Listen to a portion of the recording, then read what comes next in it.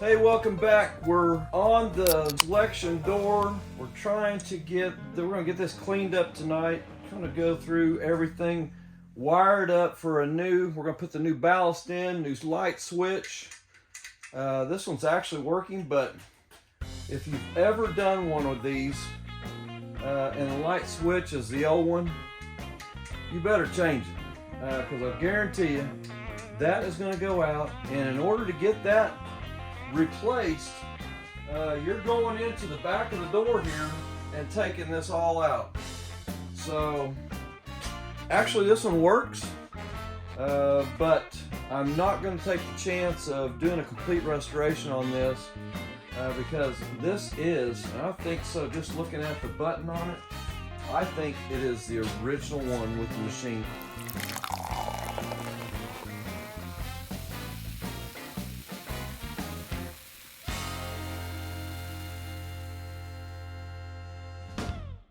I'm going to try to do everything by hand. What we've been trying to do on this project. What you can do if you don't have much at home.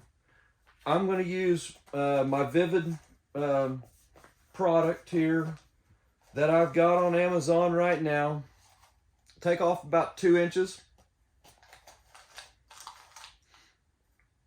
And we're going to do a little buffing. We'll try to not make this too long, but I want to make it look at least complete. But we're going to buff out all the stainless area here, and just kind of show you how rough this thing is. I'm going to get really close here. Pretty nasty. Gets pretty dirty. The original bulb, I have bought a new one, but we're going to be changing this ballast out. We're going to polish all this out. We're going to try to do it with this my Vivid product, but I'm going to show you what you can do with this product. You'll see the black starting to come off, and that's normal. It means you're getting somewhere.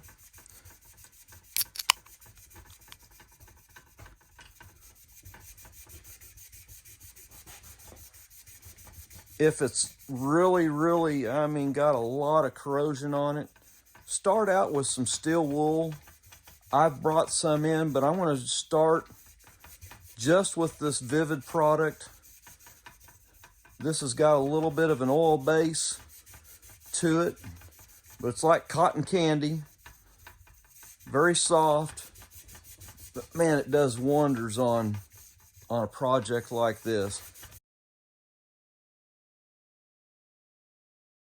Just kind of give you a shot at what you can do with a little bit of this product. You can start with steel wool, might be a little quicker, but just kind of show you how clean this can get.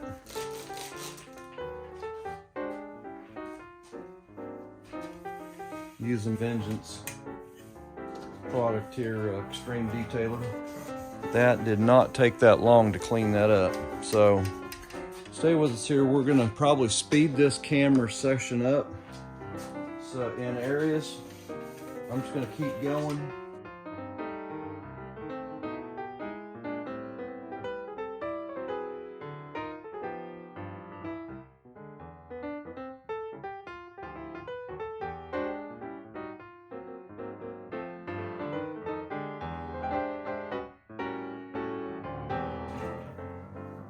All right, I'm gonna probably, let's do a close-up video of what's gonna happen on the electrical. So if you're thinking about buying one of these, there is a diagram on the ballast.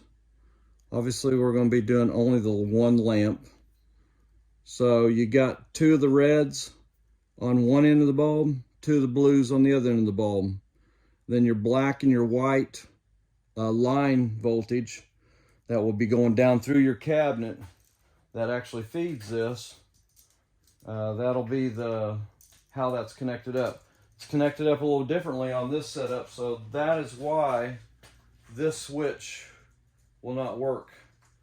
The way they've got the grounds in there are different. So we'll take the top piece off first, the push button. a little nut unscrews. That comes off. The switch will come out the back, and it's loose. Same thing here. We've got 2 screws here that need to come apart. So if you're trying to remember things, like I've said in earlier videos, take good pictures. Take you a shot of how things come together. Like this particular setting here is going to be a little different because the switch is wired differently. But so we got the white wire that's coming through this piece, so everything will be loose. We got 2 more here to take off. Funtronics may have a wiring diagram. I didn't look through my stuff. I order my stuff sometimes right when I get the machines in, so it's usually 3 or 4 months before I'm actually at the point where I can look at some of these things. So that's all apart. We're going to take the ballast off, and the electrical will be done. At least the taking off part.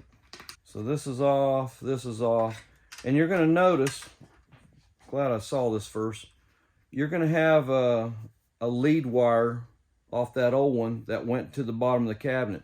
You're going to see another set if this particular machine, and I'm going to have to go back on my video, can't remember it, but this other one I think went up to a heater, and it keeps there's a little tab that's up there by the coin mech. You'll see it'll come up through a hole here, and a little tab will be bolted on there. But I can't remember seeing that. Obviously I had one, that electrical went up there. Vendo 81 is not an electronic machine, so there's no need to have anything for power up there. The only power I can think of would be that tab to heat the coin mech up. And if the machine's sitting outside, that little bit of heat does make a big difference. Maybe not in Oklahoma and southern part of south of Oklahoma, but I know if you get up north and that machine's sitting outside, your money is probably not going to go through very good if it's freezing temperatures. All right, so we're going to pull this out of the way, and all the old electrical is going to be done. So the new ballast, and I noticed the other night when I was just looking through what I needed to get done to get this prepped correctly, it looks like the bracketry's a little bit off. Probably gonna have to do another, maybe a sheet metal screw, but we'll get one in here. So we're gonna stick one of the screws in there, and then we'll get our bracket set back in there, just like so. Tighten it up. And if you'll take and just drill you a little hole, we won't do that now, so you can kind of see how this is going to get wired up. So you got 2 blues and you got 2 reds, and both sides are going to attach on both ends of the bulb. So this red will all come into here, and your blues are going to do the exact same thing. I have to trim them off. And then your switch, it's going to go in, and it does have a height piece in there. And once again, you want to get all this stuff pretty well tightened up, because once you put your liner and your insulation back in, there is going to be no going back inside this thing. These 2 wires here, they will connect just like your old one did. What I like using the crimp and seal style, and basically I'll kind of give you a shot of it. It's just a butt connector. You crimp it with the wire in there, and then you use heat shrink. It's got heat shrink on it, so I'm going to do a little heat shrink. I got them all crimped on. Obviously the 2 blue ones, 2 red ones are going to go here, If you've never seen heat shrink work, we'll get this a little bit closer. We'll do one kind of live here.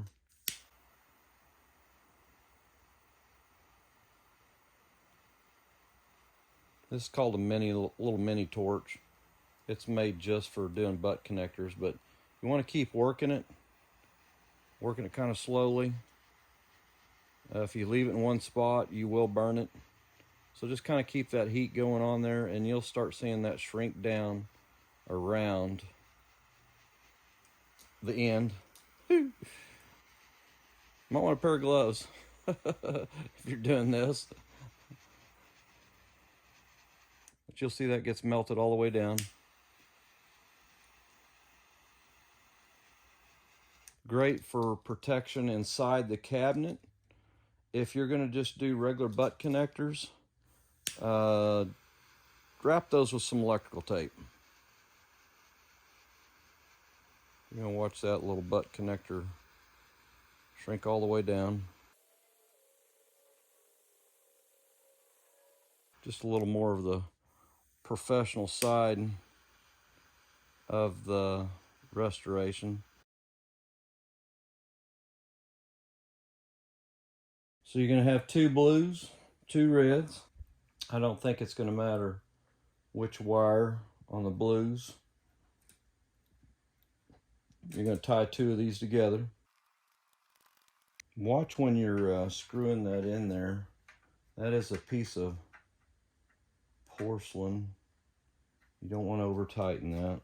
And definitely test this thing before you put it in. Make sure everything is right. And like so.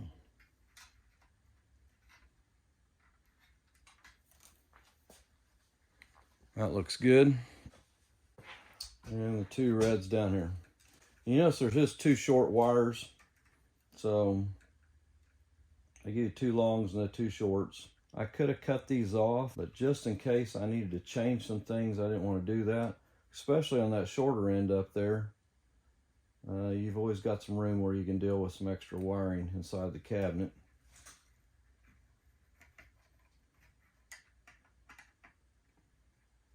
Okay, so remember to drill you a little hole up here in this little slot right here. Put that existing one that you took out.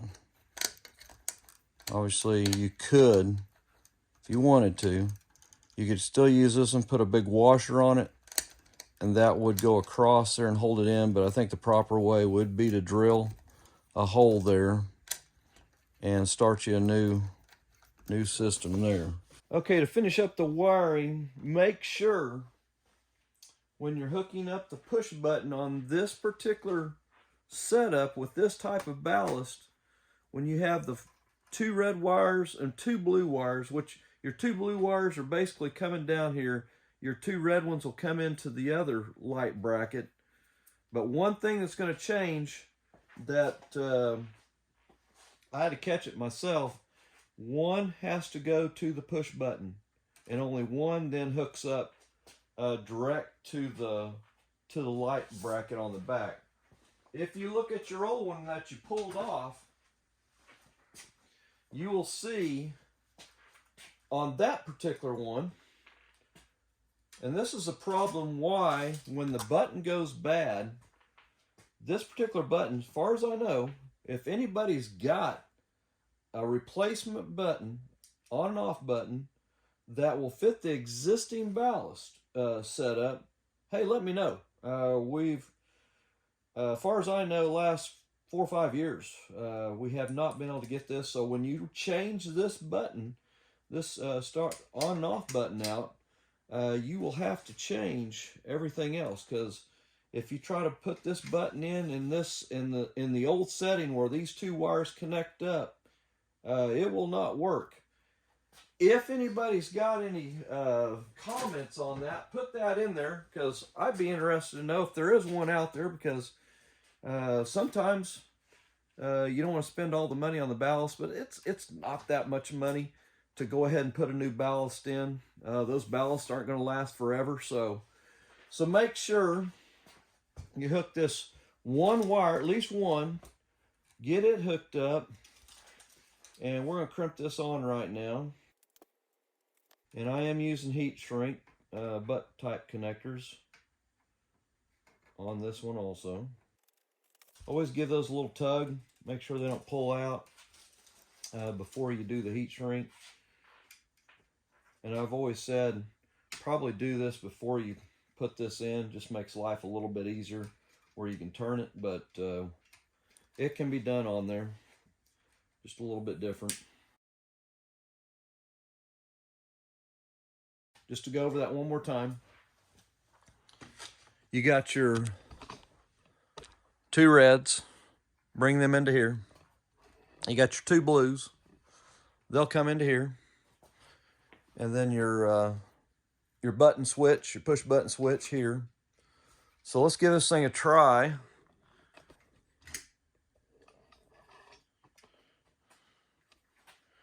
Oop, I need to plug it in, just a second.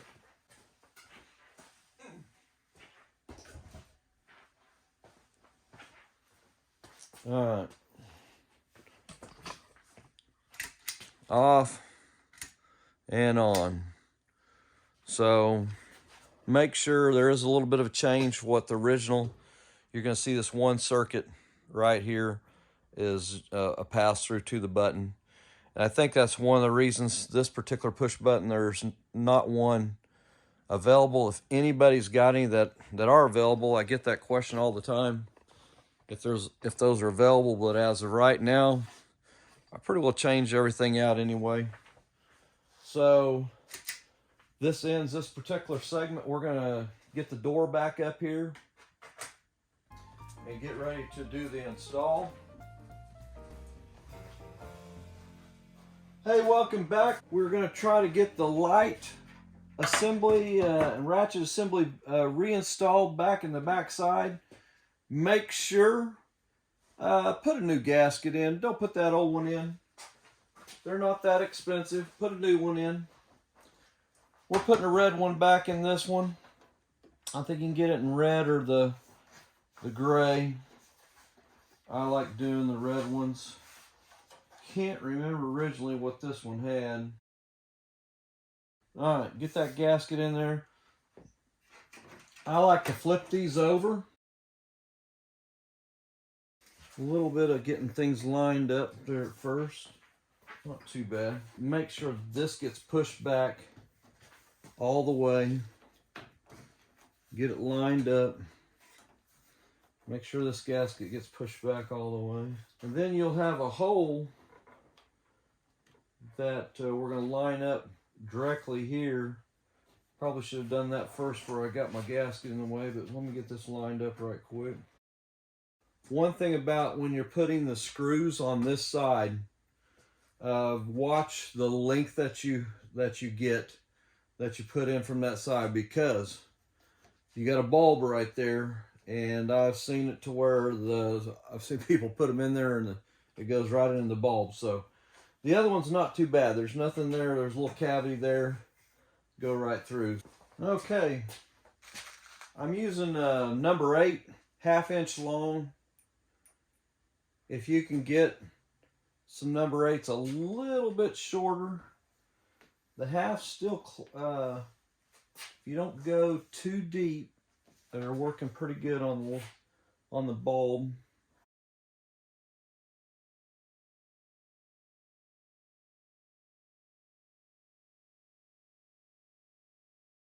All right, we got them all in. We'll flip it over right now.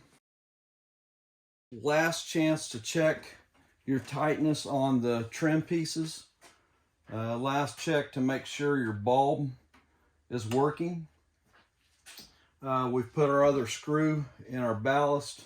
One other thing we need to do before we put our insulation in, we're going to run us a little bit of wire out through the hole here, and we need to put some butt connectors on those. Get this piece at least long enough to go through this bottom piece here and hopefully get outside the cabinet. Give them a tug, make sure nothing is loose, and we'll get that shrunk down right quick. I believe we've got everything we need for to complete this. Let's get our insulation laid in there.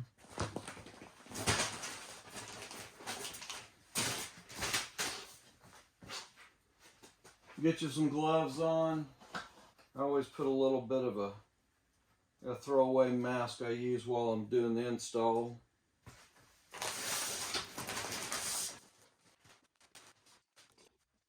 Get your arm laid up above it.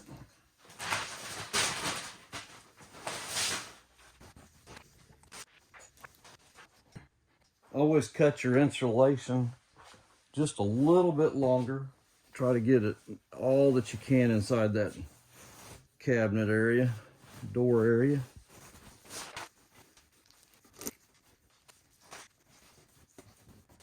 In this area here where the arm is at, I sometimes kind of feather it back just a little bit to give it some room to do its thing.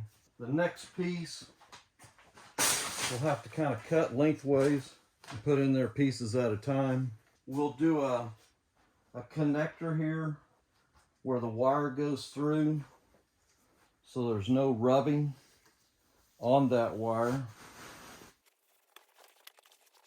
Jam as much as that insulation up behind this area here.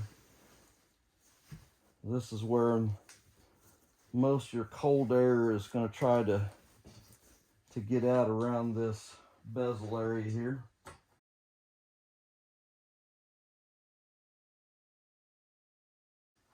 So you'll have a little adapter that fills that cavity. You'll run your wires through there and that will lock down into the oblong hole.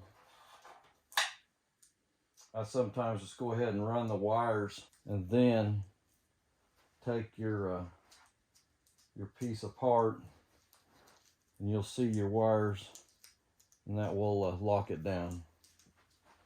So we'll get those locked in here right now.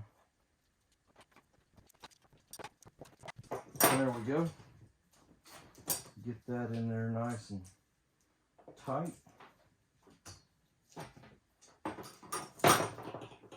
I like to leave those original butt connectors up in the cabinet, so you got one piece you got attached to and that's it. I'm going to work that arm just a little bit, kind of at least get an idea which way it's heading.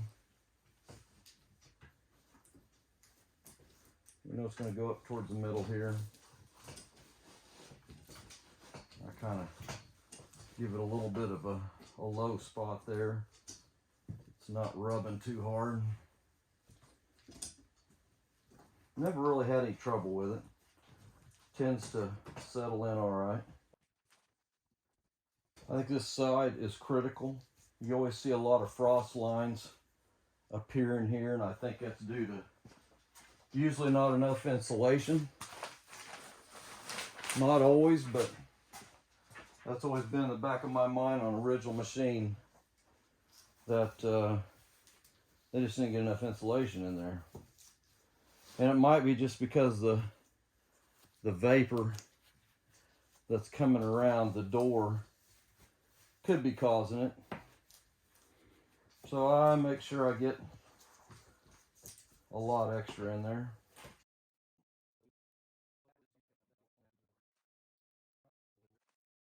Everything's fairly tight. We've got a little cavity for our bar actuator to work. I'm gonna grab the liner. That's all looking good. Look at there. We pretty well hit that just about right. Not too bad. So you'll see a couple of blanks here that they use for adjustment. Obviously, you got to have this one. This is your rod coming in from your coin mech, is going to be coming through there. And then usually when you take these out, this adjustment here should not change unless you just had a lot of issues and somebody did not do it correctly. But there is adjustment to make that bar a little bit longer. There'll be a cap there, there'll be a bolt on one here. Okay, let's get our gasket on. Here's that little circular plug, and I'll show you where it goes. At the bottom end down here, you're gonna see a spot here. See if I can get that in there. A little spot here where this little plug goes in out. Like so. And then you have your other one here where your electrical comes through. A little grommet. So if you're first timer and you've never put a gasket on, I try, and I just started doing this recently. I've always done it the other way. I try to always buy the pre-cut, already ready to go. Now I notice on this 81, the ones on the 72, actually I think the 72 and the 39, I think they were pre-drilled, which makes it really nice. But this is pre-formed, already pre-cut. You'll have your corners, which is a big help. But I'll show you what I do to get everything kind of fitted on there really nicely. The goal is to have this black edge gasket, I mean, perfect on the edge. If you do anything at all correct, get that part there, because that's what's going to show up on the end of the machine there. If you got the gasket hung out there, it's going to show up like a sore thumb. And once you get going, getting it all lined up right up the first is the trick. Once you kind of get a little system going, I'll show you kind of how to hold the gasket so it's always a good butt match to the outside edge. So as you see, it's pre-cut, pre-fitted. It's on there. There's no gasket on this one. This is going to get basically just screwed down into the housing. I do that last. Couple things, I'll show you why. When you do quite a few of these, you find out that this does help in the alignment part. But I start at this bottom corner and look at this particular corner right here and this one here. Make sure they're square before you start. And you'll know when you get going if it's wrong. You'll just have to back them out and start all over again. And the first trick, make sure, don't let this hang out like this. You want it pushed all the way in. Make sure insulation is back in there far enough so it's not giving you any trouble. If you have an ice pick, any kind of point, just as long as you can kind of get it started. This ice pick is older than me. I think my grandpa Ashcraft had it in his tools that he gave me. I always start to try to find that first hole, and right there it is. So we talked about this edge. This edge is critical. We're going to put this first one in, and once you get that little hole started, it makes life a lot easier. I always try to keep my finger right on there while I'm tightening it up. Don't over tighten it too much. Remember, you've got a plastic liner here. That's why usually when you take the old ones out, they're so dried out. But this edge we want to nail on the money all the way up.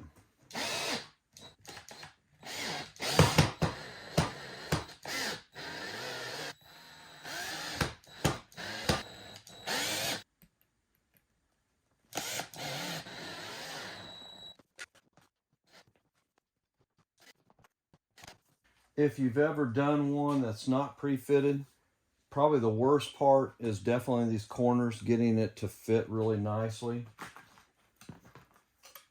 That's why I've always done them. And just recently I thought, well, I'll give one a try. I love it.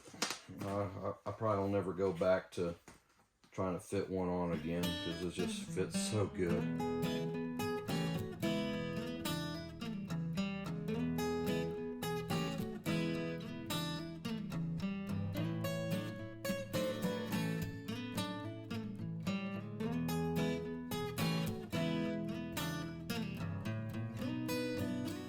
So once again, make sure on the ones, I've got the bulb in there right now, these halves are really too close. If there's anything just a little bit shorter than those halves, we may go back and look at the originals.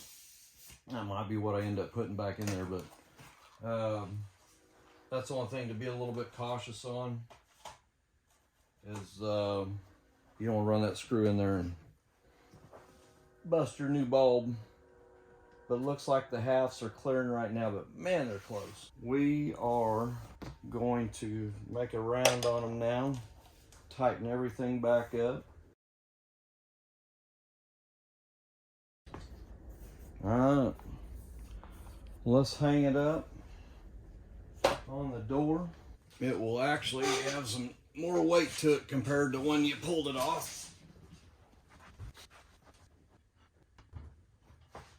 And there we go. Check your fitment around your doors at this point. That's all looking good. Hey, that is a tough job. Takes a little time. And actually this one here, probably a little bit on the aggressive side on getting the liner on there, but that gives you an idea of what you might run into. 81 has that plastic liner on it. 99.9% of the time you are going to put a new one on, because when you take that old one off, it'll be broken out all through here, all through here. You can try to repair them, but I would definitely put a new one back on, just to be on the safe side. But hey, thanks for viewing. Hit that like button, hit the subscription button if you've never subscribed to our channel. Jump on there. We've got a lot of good stuff coming up. This Vendo 81 we will hopefully be completing here in a couple of weeks, and we'll be jumping into a Vendo 56 and a couple little coolers. So stay with us and we'll catch you on the next segment. Thanks.